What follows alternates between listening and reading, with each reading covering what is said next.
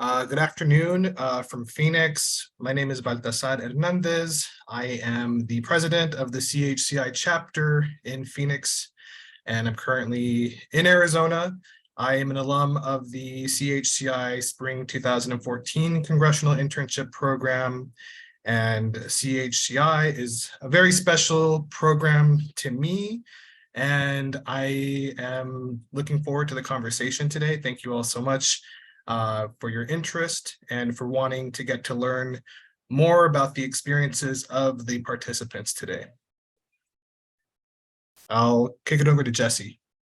Thanks, Balta. Hi, everyone. Thank you so much for joining today, wherever you may be calling from. My name is Jesse Mann. I'm currently the New York City chapter president of the Congressional Hispanic Caucus Alumni Association. I'm really excited to be here. I'm an alum of the fall 2015 Congressional Internship Program, where I worked in the office of the great Charlie Rangel.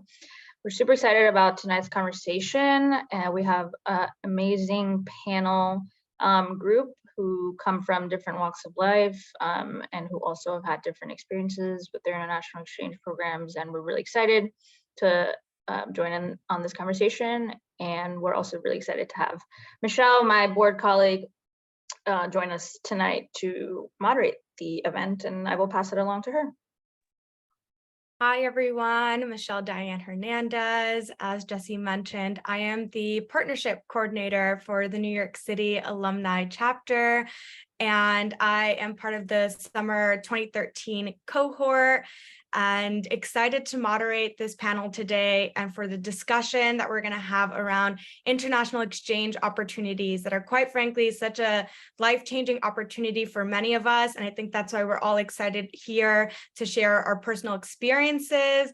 I'll quickly share that I am a Benjamin Gilman International Scholarship program participant. I did this program back in 2014. And essentially, if you're a student or someone that's looking to do an internship and you have qualified for the Pell Grant, you're eligible for this program. And so I have the pleasure of now turning it over to our great list of panelists who will share a little bit about themselves. So if everyone can share their name, cultural background, undergrad, major, or grad degree, where y'all are currently based and what your role is, and then lastly, what program you participated in. So with that, I'll kick it over to Yadira. Hi, everyone. As mentioned, my name is Yadira. I was born actually in Mexico and raised in Mexico and came to the U.S. when I was 10 years old, currently a DACA recipient. I went to my undergrad school in Chicago, Illinois. That's where I live in. I went to undergrad at Northeastern Illinois University, where I completed my major in biology. And right now I am in graduate school. I am seeking for my doctorate of audiology. I am currently a second-year doctoral candidate, hoping to graduate by spring of 25. I participated in a program to go to Mexico. The program is Programa de Inmersión Cultural y Voluntariado en México.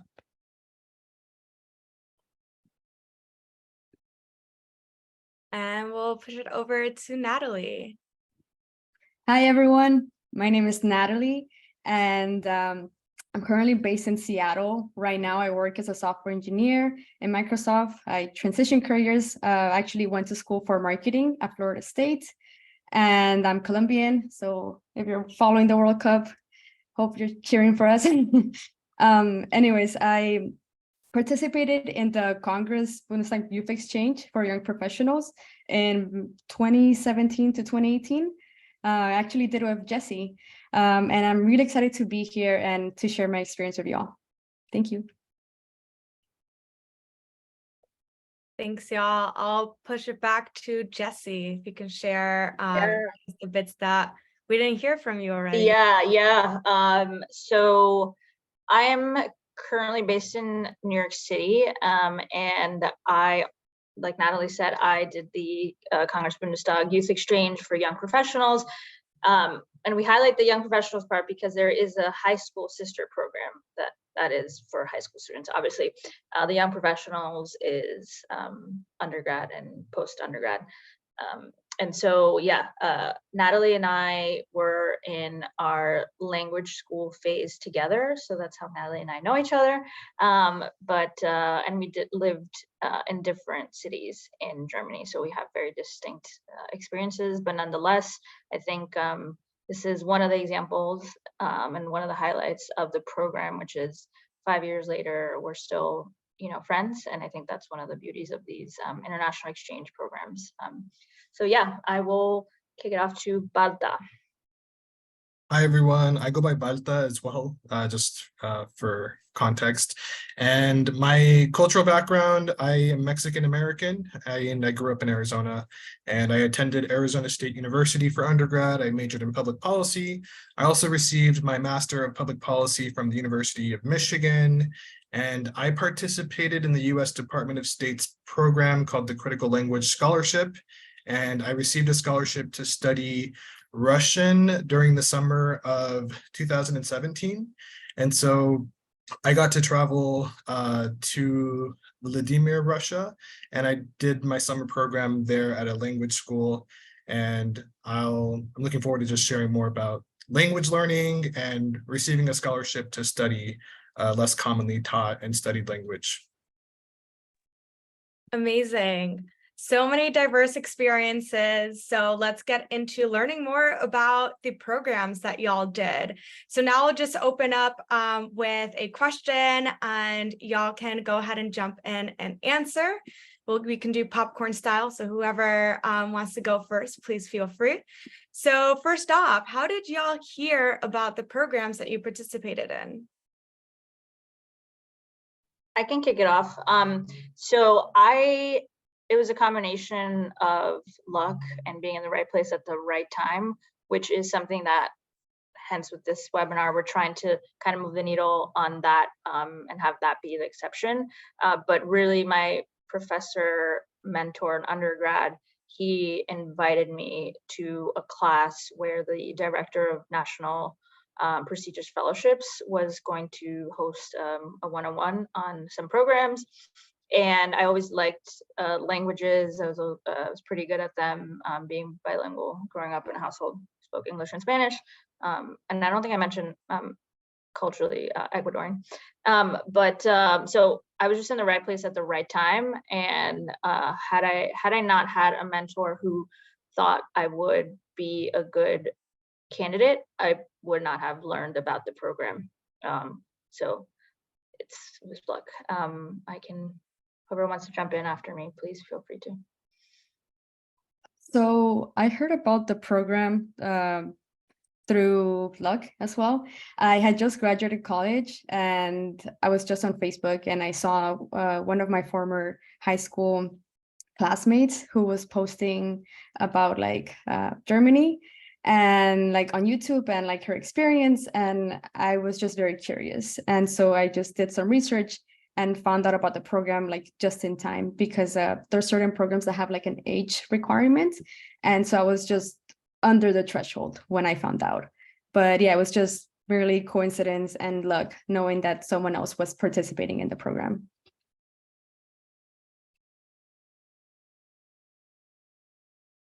Yeah, so I found out about the Critical Language Scholarship through there was actually a pamphlet, a little flyer for it in the political science department where I was studying. And so I flipped through it. I never thought to apply to the program. Then I finally ended up applying to the program, and I actually didn't even get accepted to the program the first time I applied. So I applied again a second year, and that's when I was able to actually participate. So you never know, just shoot your shot twice or 3 times. Can I just add that I applied to CHCI twice. I didn't get it the first time. So here we are. For me, it was a very unique situation. So in terms of being able to do abroad programs, it can get very tricky for DACA recipients, knowing that there is an additional process of paperwork to be able to do that. I was able to do that back in 2015. I had the chance to go to Mexico through a very similar program. I know with funding can get very tricky as well. Sometimes it's federally funded, so sometimes you can't even take advantage of those opportunities. But when I did it in 2015, it was very similar to the one I did 2 years ago, the one that I will be talking about today. But I kept in touch with the people who planned that trip back in 2015. And I think it's really important to know that it's a very small community of Latinos and Latinx professionals, and never burn any bridges. And so I kept those connections with those people, and they just randomly messaged me, do you want to go to Mexico again? And to me, it was like, if you tell me that, you need to tell me more. I need to hear more about what it is, like, how is this going to work out? Who's going to pay for the paperwork? Because it could get very tedious, just like when you're applying for your DACA renewal. And so I said, yes, I would love to do it. So I applied to this program, and they reached out. They were able to tell me all the details, how it would work. And so they were able to help me with applying for the advanced parole, which is a special permit that DACA recipients need to be able to travel outside of the US. And so that's how I heard about it. I think it was just knowing people and keeping in touch with them, and just taking advantage of all the opportunities, because I don't know when I'm going to be able to do it again. Amazing. Thanks all for sharing. And I'm excited to see that there's already a question in our Q&A box. Do want to note that we will hold questions until the end. So please put them in as they come to mind, and we'll leave some time at the end to answer them. So moving into our next question, did anyone have any family resistance to traveling abroad?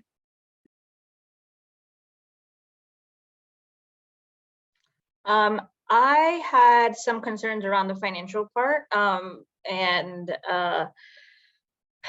although I think most of our programs are fully funded, which is, you know, the great part, and there are many programs like that, there's the part where you have to expense your fun side of the trip, right? And so that was a concern. And luckily I graduated in January, and I had some time before the start of the program in July. So I took some small gigs to save up money for that. So I think that was the biggest concern on my family's end. And then, you know, having my mom as a elder Latina immigrant mom worried about being on the other side of the world. But we worked through that eventually.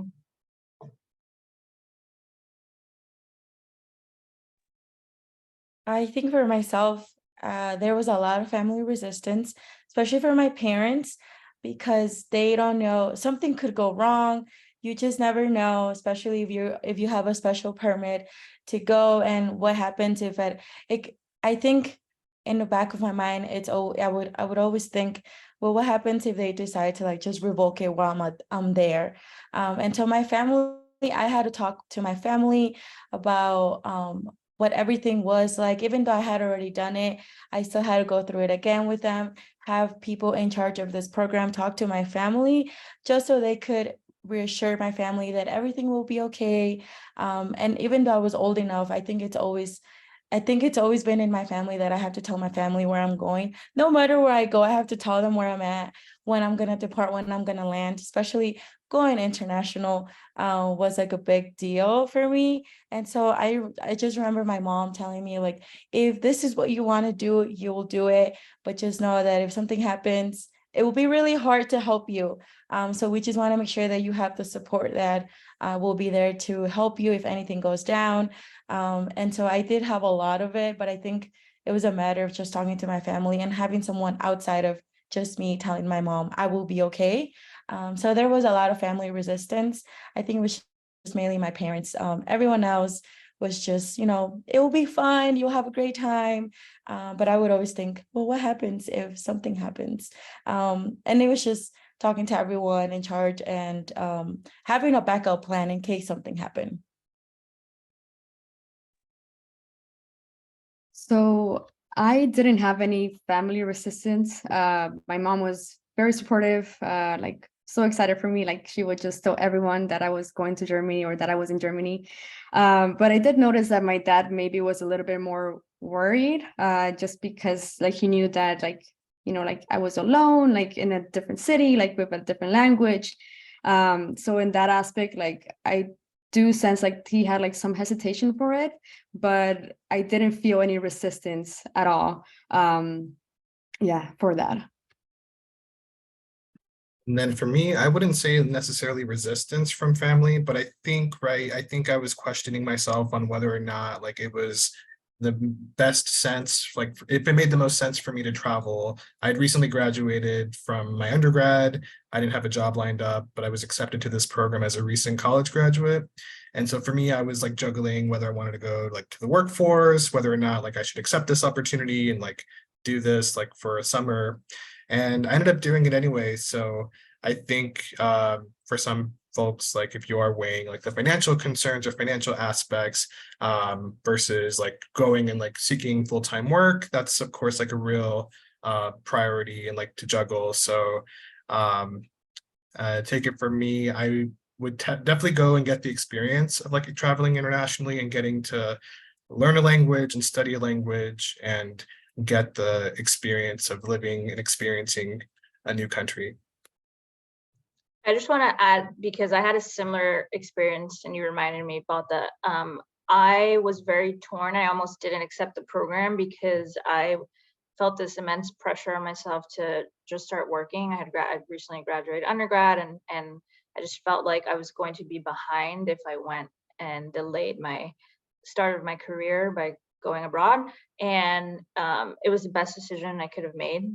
It really did change my life in so many ways, which I can share a bit more about in the later questions. But yeah, I think that's important to note too. I think I also think as like first eldest daughter of immigrant family, like there's also this pressure, right, that we have a lot on ourselves to just continue to achieve more things, get a good paying job, and a lot of us, support our families. And so there's a lot of, I think, worries around that. And I think it's also important to address that.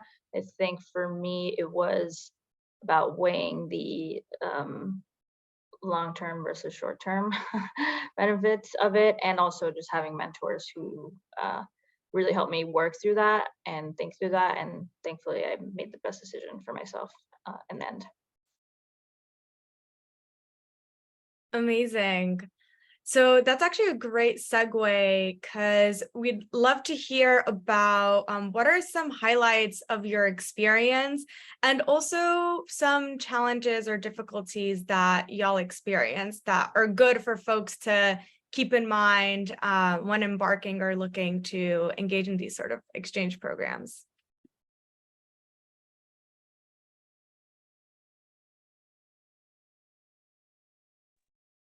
It's really hard to think of like one highlight or two highlights, because when I think of the program, like Jesse said, like it changed my life. Like I think about it and I see it as one of like a period of growth and challenge, because you're doing so many things that are uncomfortable.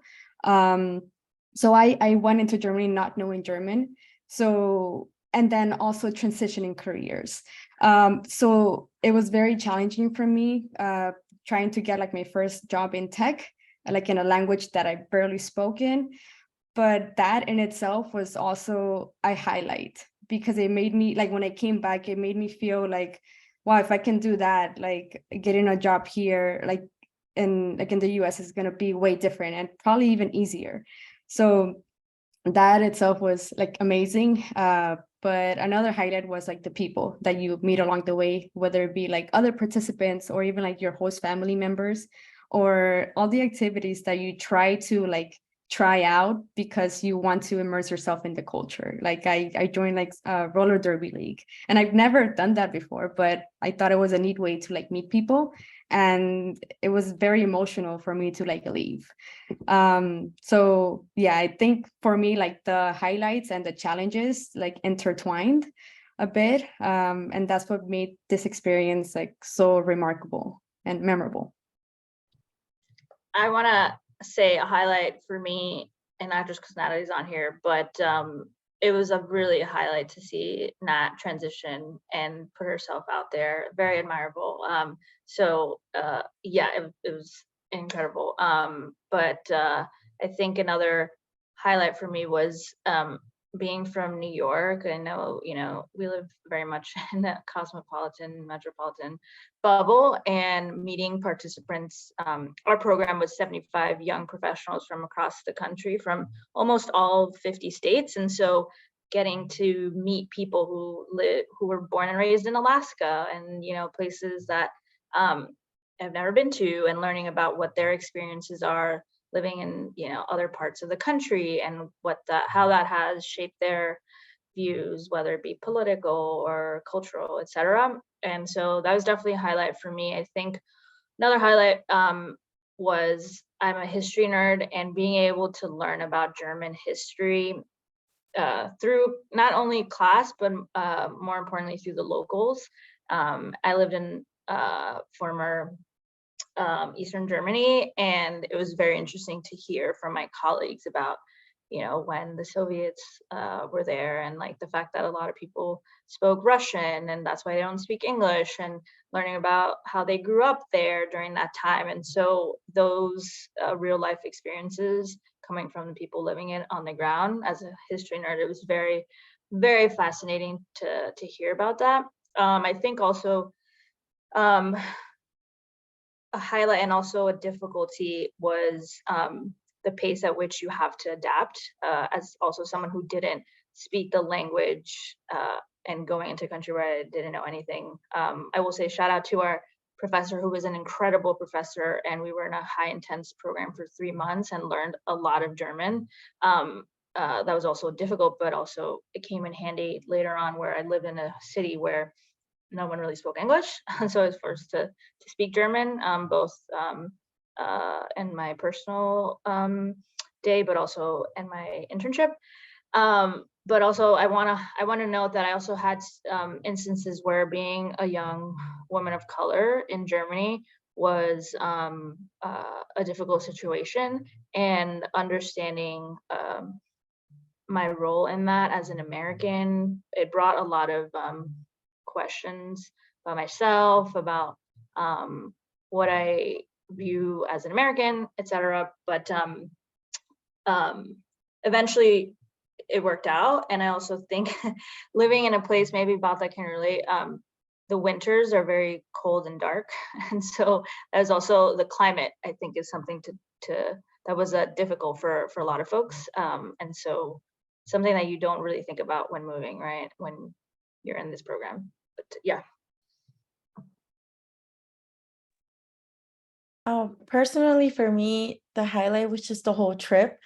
Being able to go back to Mexico was just a highlight. There was a lot of things that I got from it professionally and emotionally. I got to meet so many people from all over the US. I didn't know that it was pretty much a bunch of US citizens, and then we had like only 2 of us that were DACA recipients. And for us, this trip was just a whole other level. Like, yes, we were there to give back to our country, to help, to learn, but in a way it was like, you're here, you're breathing air in Mexico, you're eating food in Mexico, which we don't know when we will have the chance to do that again.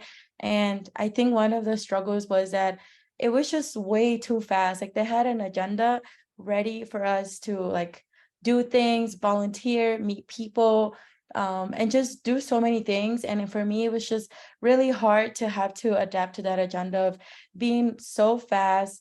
And I remember we went to like this one restaurant, and I wanted to go back and walk around, but we couldn't do that. So it was just a matter of going way too fast. But in a way, we did a lot of things. I remember one of the highlights was we were in Mexico City. They took us to La Lucha Libre.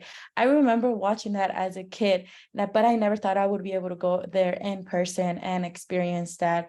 And then I think another big highlight for me was that when I was down there, we were in the state that I grew up in, Mexico. I originally was born in Guerrero, but Guerrero was not one of the options of the states that they put you in. They separate all of us in different states based on your interest. And so I was placed in Estado de Mexico, which is where I grew up. And they surprised me. I had a family reunion with my family. So that was a very emotional moment for me, for my family. And it was just like, the trip has to keep going. Like, you're with your family, but the trip has to keep going. So I remember having to meet with my family at like 6 a.m. to like 8 a.m. and then go through the agenda. So it was very fast paced, which it was okay. I was there. I was just taking it all in, and then having to celebrate, being able to celebrate my birthday with my family in Mexico was even crazier. And I think everything I got from it is just amazing. And it was just a lot going on. After I came back, I'm like, oh my God, I went to Mexico for almost a month and I'm just taking it all in. There was just a lot of experiences going on professionally. I hadn't even started my grad program yet, but when I went, I had people come up to me, people that were in professional roles already in audiology. We kept in touch. And so I think that's what really sparked up my interest of providing services, audiological services in Spanish. And so that's where I'm at right now, I obviously know Spanish, I'm native, but I don't have that formal or like medical Spanish in me to be able to provide those services. And so I'm able to talk to people from there that can help me out, because it's so different being able to provide services in English and Spanish when you don't have that medical vocab in you to provide those services. So it's just a lot, and I appreciate it so much. And I think I will forever be thankful for that opportunity to be able to go back to Mexico. Yeah, so for me, I think one of the major highlights for me studying in Russia was living with a host family. It was just an incredible eye-opening experience to get to live in a whole different country and then live in someone else's apartment for an entire summer.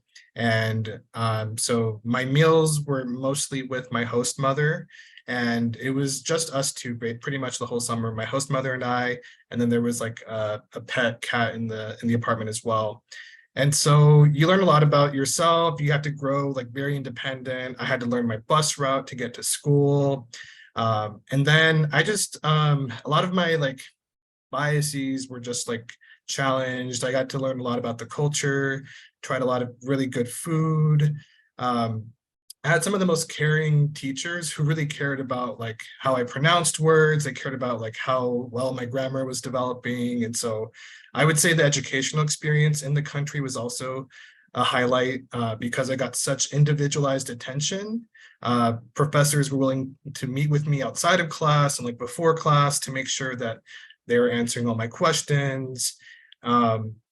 And then also, like, this is a really intentional program. They partner you with a language partner that's a local within the country. And so I got even more language practice outside of my home that I was living in, outside of my classroom.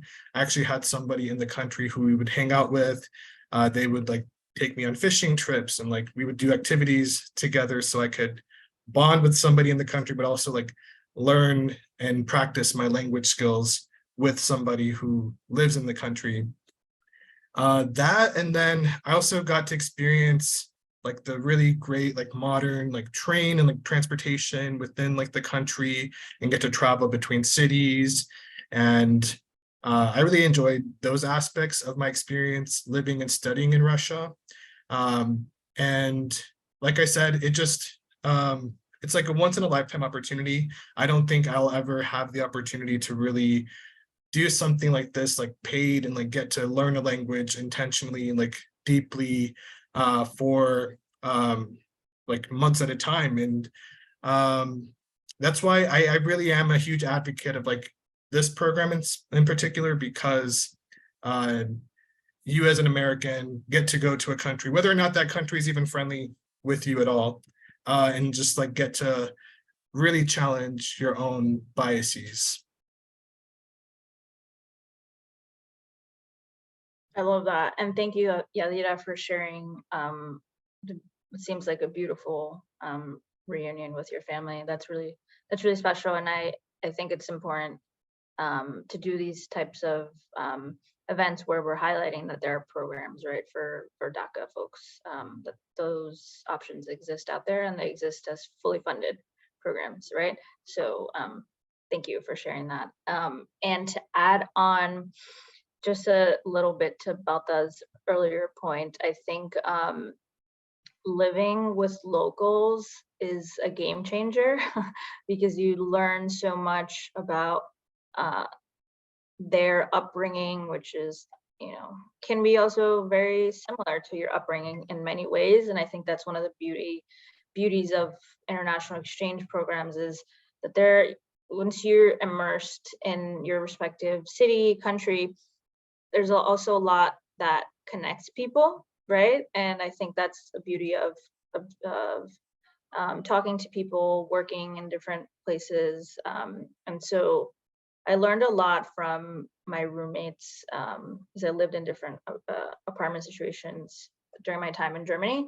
But I was, for instance, one of my roommates, she took me back to her hometown, which is in the south of Germany, and in the area near I'm trying to translate from German, Natalie, in the area near Munich. Which their culture is very different than the rest of Germany. So that was very, very unique experience. And I also think another highlight I can remember, based off of Baltazar's remarks, is that during our program, there was a time, an allocated time where you had to give back to the local community in which you were in. And so I did that at the local university, which I was attending, and was an English tutor. And I got to meet a lot of undergrad students that would ask me about my experience growing up in New York City. And it was also interesting to hear from them their views on the United States from a lot of people who hadn't been. And so as a woman of color, my experience is very different than what I had heard their perceptions of American culture and life to be. And so that was very special for me too, to be able to leave my imprint on these local Germans who may or may not one day visit the United States or New York City. And so I met there were a lot of students who came through our English tutoring hours.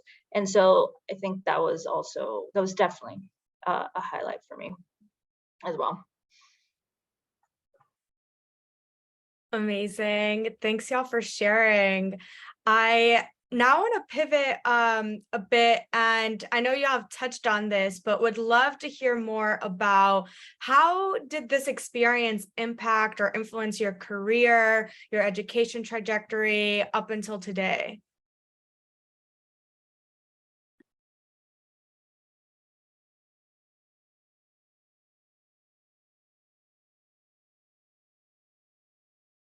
I can go. I know I touched based on this, but I'm still a student and I hope to get a job soon once I graduate.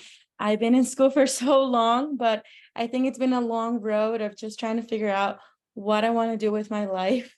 But I always knew that I wanted to aspire higher education, get either my PhD or my doctoral degree. And I remember when I applied to grad school, I had not even considered audiology in Spanish.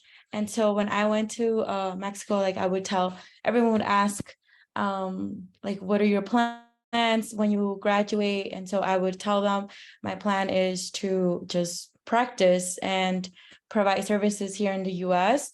And I had never considered the thought of even providing services in Mexico. And so I was able to connect with a lot of people from down there, mostly politicians, but I think I made the effort to go above that and ask about professionals in Mexico that were involved in audiology or just the medical field. And so that's how I started to gather my interest in providing services in Spanish specifically. I'm not a big fan of getting involved with politics. That's just not my interest.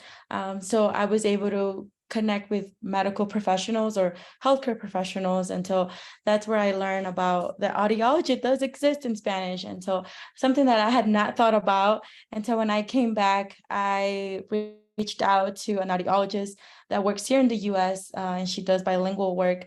And so I connected with her, and now she's working on creating her audiology en español guide, which she already did. So my next step is to take that course and add more to my to-do list of grad school things, and just be able to learn that and be able to provide those services, and even maybe one day go back to Mexico if able to, and collaborate with professionals over there, because I think that would be really cool.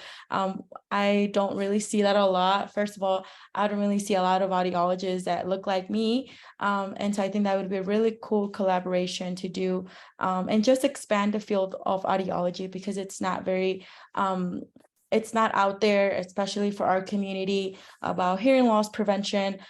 We have people that work in such crazy environments, restaurants, construction sites, and I don't think there's a lot of education, or they're just not getting the education they need to protect their hearing.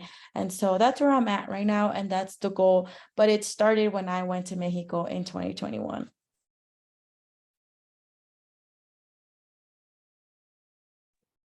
Yeah, I don't really use my Russian language skills in my career. I work in the urban conservation space. I work for a big green environmental organization, and I work based out of Phoenix. But what my program did do for me, though, is make me more well-rounded in terms of both like my knowledge of like cultural diversity and also linguistic diversity, and really made me appreciate languages. And since like studying Russian, I've like dabbled in like other languages, and really learning a new language has taught me sort of also like another layer of like inclusivity. How do you include different language groups and different languages into like your programming? Like even me working at an environmental organization, how can I be more inclusive of Spanish speakers, people of different languages and different walks of life? But while I don't use my Russian on a daily basis or like in my career, I think just having learned it, practiced it, and I was able to make noticeable improvements as well. We get a pre-test and a post-test during the program. And so I was able to make like steps in like my language gains, which has been helpful like in like the journey of learning a new language. But I do think, yeah, language learning has become a much more important and like valuable part of like my educational and like personal like development as well. So for me, I transitioned careers while in Germany. That's when I first got a taste of what working in tech was like. And if it wasn't for that, I assumed that maybe I wouldn't be where I'm at right now. Maybe it would have taken me to a different path, ideally still in tech, but it definitely would have been not as smooth as it has felt. So when I came back to the States, I applied for a program at Microsoft called the LEAP apprenticeship. And that looks for like non-traditional talent, but for that you need to have some sort of experience. So I was able to leverage the experience that I got in tech that I did in Germany. And also, aside from the professional experience that I got, it was also a talking point. Like people were very interested into like learning, like, you know, what was it that you did in Germany? Like, why were you there? Like how was it? Like all of it. So I think at the very least, like it was a talking point to get people interested in me, even if they just see my resume.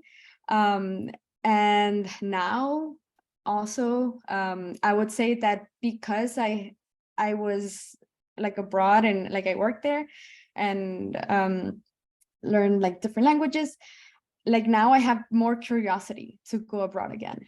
Like I don't know when it's gonna happen, but like I still have that itch to like go work international, and maybe find like more remote opportunities that allow me to do that, just because I love experiencing different cultures, and also like showing mine as well. So I would say that's a way that it impacted me. Also, Natalie's very humble. She learned how to code in German, by the way. She taught herself it while in Germany. I just got to highlight that because I saw it and like it was just so awesome. And here she is now at a top tech company. So yeah, so I to Natalie's earlier point, it has definitely been a conversation starter and has allowed me to connect on a personal level with folks both in my current employment and like, you know, when talking to people who are potentially talking about new opportunities. So that's definitely a great talking point. I think for me, two things that have stayed with me is my passion about cultural competence and inclusive community building, as I really think that these opportunities allow you to become more culturally versed, and that also makes you, to Baltazar's earlier point, think about others who are not in your immediate circle and how they may think or what they may ask about. And so being able to apply that into my everyday life has definitely been great. And also the one thing that I have really sold myself on is the skill to adapt to changing environments. And whatever industry, whatever role you may be thinking about, that is a skill that cannot be taught. That is something that I've learned that is some very intriguing and great soft skill to have. And so I have really juiced that when talking to potential new employers. And I think just one last thing is I've also been able to sell and introduce myself as someone who has worked in the EU and someone who works in the political and public policy space, as someone who has worked with, you know, non-American international political institution, right? And having an understanding of that political acumen in an entirely different country is something that has definitely boosted my my background for sure. Certainly a lot of power in these exchange programs and opportunities. Now, since we've heard about all of these programs, I would love to, you know, share with everyone that's joining us a bit more details around the specific programs that y'all participated in and, you know, what the timeline looks like for the application process, any tips y'all may have if folks who have tuned in are interested in applying. I'll jump in. So the Critical Language Scholarship application opens in fall of 2024, and this is a summer program, like I was hinting to earlier. It's hosted every summer. There are 14 different languages that you can apply for to learn and study for a summer, and there are a bunch of different countries that serve as host sites. And this is a nationally competitive scholarship program that accepts 500 scholars every single summer. And so you apply in the fall. Application typically closes in November, and then you'll be notified of your semifinalist status usually in January. So that would be January 2024, and then finalist notifications go out in March of 2024.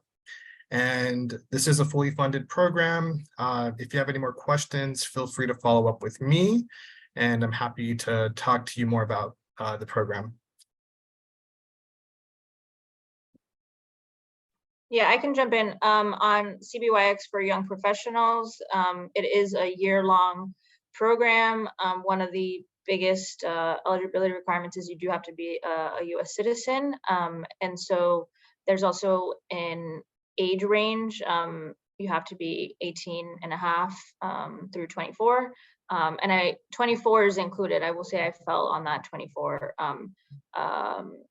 year, and I was still eligible at the time. And so it is a year-long program, and it is divided up into 3 parts. First being the intensive language training, which is a full-time job for 3 months in which you are taught German. And if in our case, me and Nat's case, you're separated by proficiency levels. So we were both in the beginner cohort. And so after that, you do a university phase where you take courses based on your interests, and then the rest of the year you are working at an institution of your choice. And so the application usually goes live in early fall, and the deadline is November 1st. And from, at least based on my experience, the notifications about the interview process is in January, and then notifications of acceptance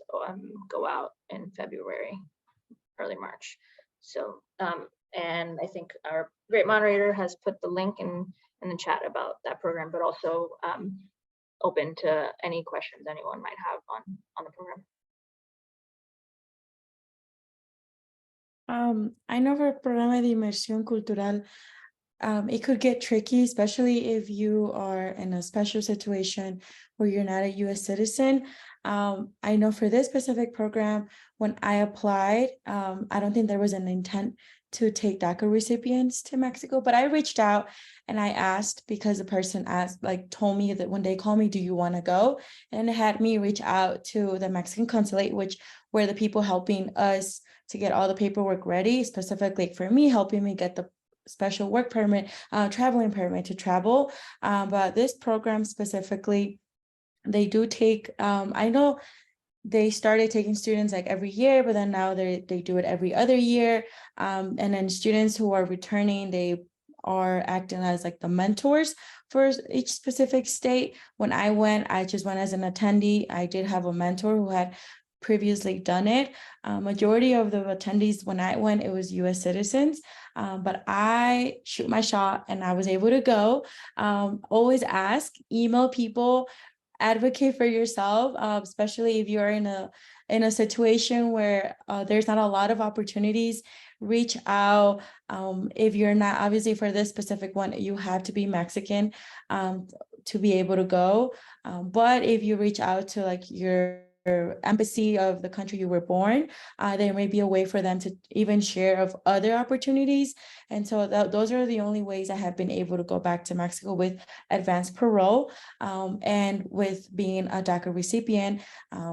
If you, because of the whole political climate with DACA right now, they're not taking new applicants. So only those that are able to renew are able to get a advanced parole to be able to study outside of the US. So reach out to your embassy of the country you were born in, and maybe they may have some opportunities, and sometimes they will even fund it all. So it's just a lot of advocating for yourself and knocking on doors. You're gonna get a lot of no's, but eventually you'll get a yes. And when you get that yes, there's a lot to handle and a lot to deal with, but it'll be worth it. I'm so thankful for this program and the one I did before in 2015. And just take your chance and ask around. Amazing. And so y'all have all the links in the chat box. Be sure to click them, save them, leave it in your tab so you can refer back to them. Now we'll transition into the Q&A portion. There are a few questions that have come in. I'll start from the top. So which programs or resources are available for people who are 34 years or older and or mid to senior level professionals? I can jump in. So once, and I'll just preface this by saying the US Department of State has a lot of fully funded programs, and I would use that as a starting point. And usually the way that most of the Department of State programs work is that they are administered by third-party nonprofit organizations. So in the case of CPYX for Young Professionals, the nonprofit that administered it is Cultural Vistas. I share this because Cultural Vistas is an international exchange nonprofit, so that's solely their focus, and they have a bunch of other international exchange programs under their separate umbrella. And so I would say for older professionals, they have a lot of programs. So if you do want to start Department of State, then I know of Cultural Vistas. That's an organization 100% dedicated to that, and there's a lot of opportunities. And there are programs for folks across industries, across different roles, which is great. So I would start there.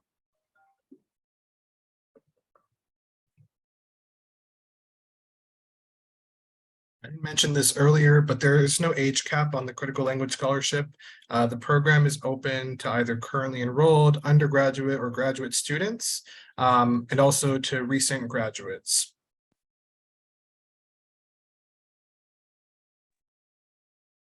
Awesome. So we'll move into the next question. What would you say are some ways you taught or brought American culture to these communities? How did you navigate having difficult conversations with others about America's history / present state? That's a great question.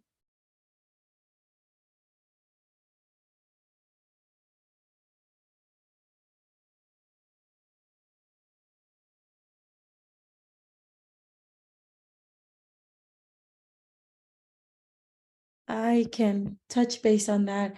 For me, it was very interesting because I had grown up in Mexico and then grew up in the US. So I remember like going back and getting asked about the US, and it was just a lot of confusion in my head. Like, I'm from Mexico, like this is my home, but then people in Mexico see me as someone who's not from Mexico because I live in the US. So it was for me, it was a lot of finding who I really am, and like self-identity. It was a lot it was a lot for me. But I remember specifically they asked me a question of like living in the US, how is that? How has that impacted my life? Knowing that I had lived half of my life in Mexico and half in the US.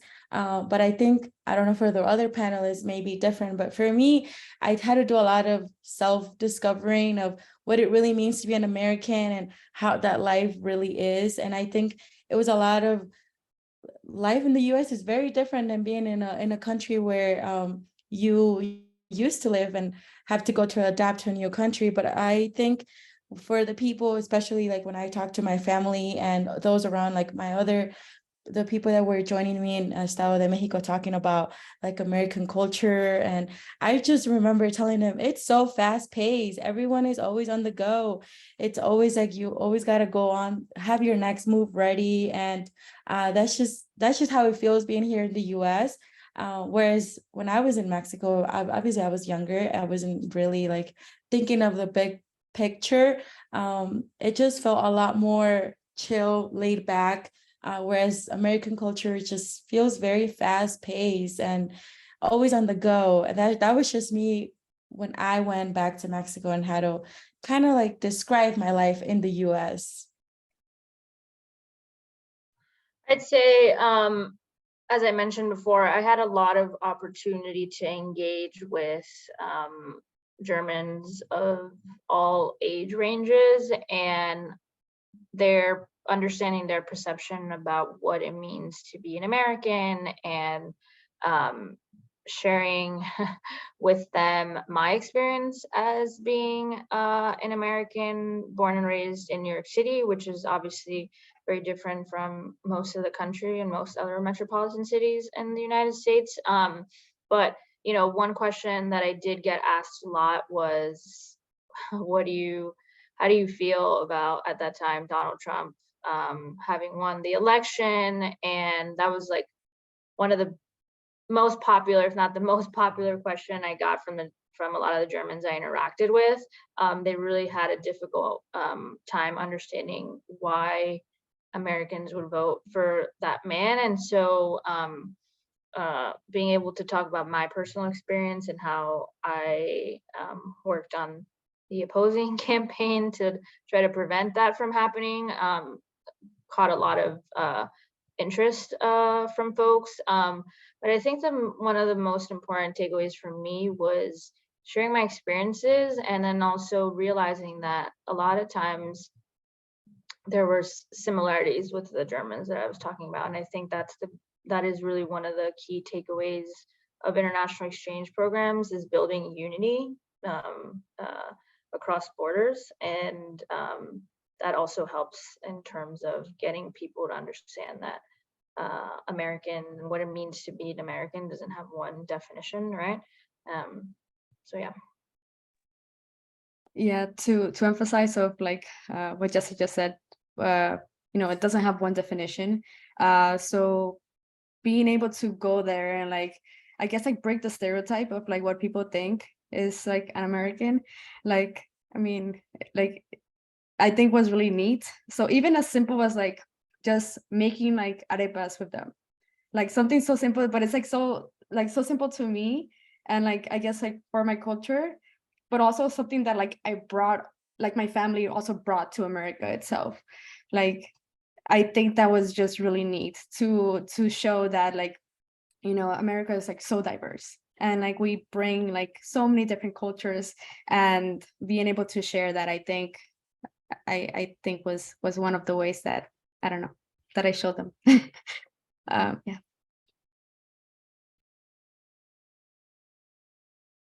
Amazing. So I see we have one last question that we did touch on.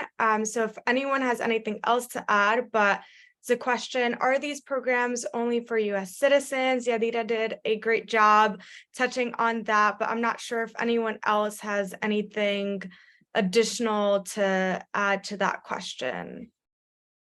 I will just say I added another link to the Alliance for International Exchange, which is the nonprofit hosting, promoting the U.S. Department of State's International Exchange Day, which is August 7th, today.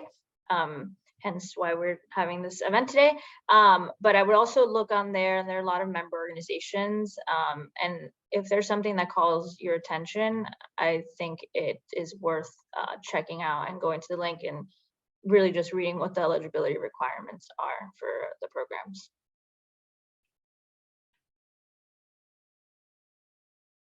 Amazing. Well, with that, I think we will wrap up this event. Thank you everyone for participating, for tuning in. The links are in the chat. Also feel free to reach out to us, our respective chapters. If y'all have additional questions, we'd be more than happy to answer them. And I guess really quick, one word, if everyone could go around, say one word that kind of defines their abroad experience. And with that, we'll call it a night.